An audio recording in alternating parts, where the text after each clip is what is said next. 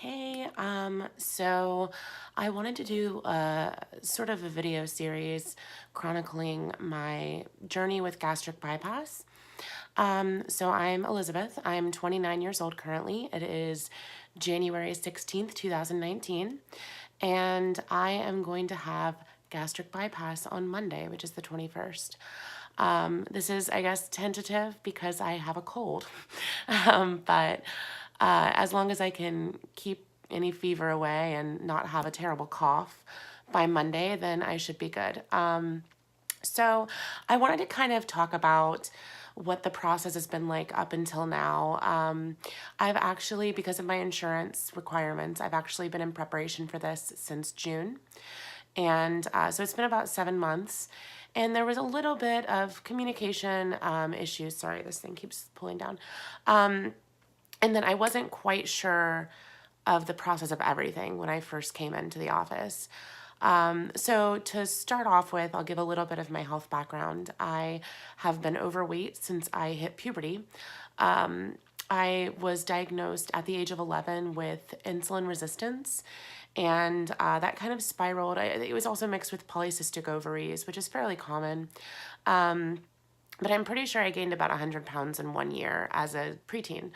So it was really difficult throughout high school and then into my adult life to be active. It's a lot harder to exercise when you have so much extra weight. So I never really got control of it. And I think part of that is discipline, of course. But another part is, just all the hormonal changes and everything that go through that time period. It was a lot to handle as a kid. So now at the age of 29, with the urging of my endocrinologist, because it's been a little bit difficult to manage what has turned into diabetes, my blood sugar likes to skyrocket if I eat so much as, a piece of pasta or something. So anytime I eat any kind of carbs, I've had trouble. And it makes it really difficult because a lot of our society, a lot of our food is carbs. And you have to be really just kind of vigilant with it to eat healthy. So I've had fairly healthy, when I have the time, fairly healthy eating habits. And I'll try to make this as short as possible. I'm sorry, I don't want to lead you on for like 10 minutes, but so fairly healthy eating habits. I love vegetables. I love lean meats. I know how to cook them. I know how to eat healthy. I was in nursing school for a short time a few years ago, and I had to take nutrition classes. So I'm fairly aware of what a healthy diet looks like. And I do that when I cook, but I also lead a really busy lifestyle. So it's been super easy to just stop by McDonald's and get some chicken nuggets on the way home. Or last fall, I was in a musical because I love to act and sing, and I had rehearsal Monday through Friday night. So I went to work from 9 to 5, stopped at Chick-fil-A and got a salad or, maybe some chicken nuggets on the way into rehearsal, which I had from about 6:30 till 11 at night. And that was for 3 months. So it was really difficult for me to manage that lifestyle in a healthy way.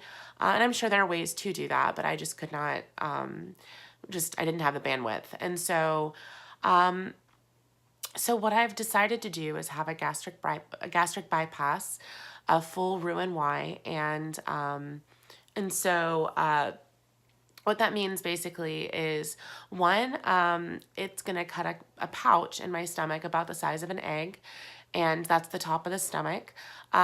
Normally, your digestive system will go from you're chewing in your mouth, it'll go down your esophagus into your stomach, and then it churns around in that bile and gastric juices, and then passes into your small intestine, which has three parts: the duodenum, the jejunum, and the ileum.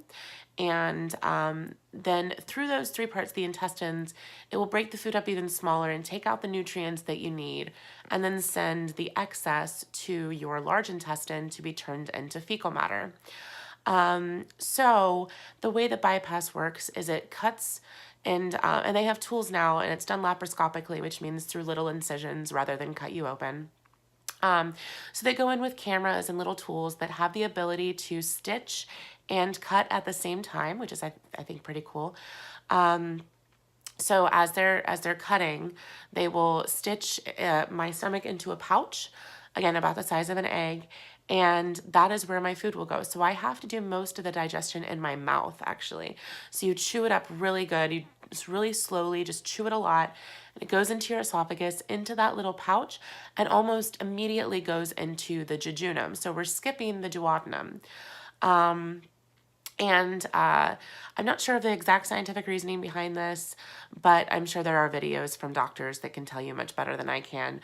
But it will go into the jejunum and digest completely in there and in the ileum, and then in the in the large intestine, it will turn into fecal matter.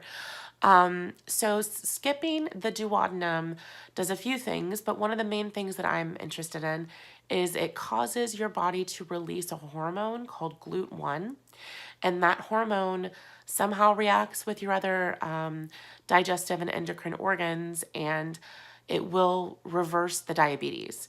Now, of course, this surgery is not a magic bullet or a cure-all kind of thing.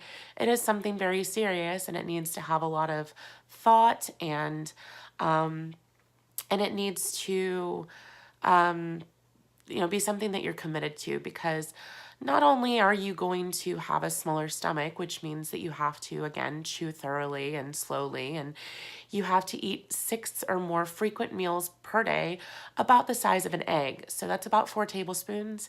And I've been on a liquid diet, and I'll get into the process probably in a different video.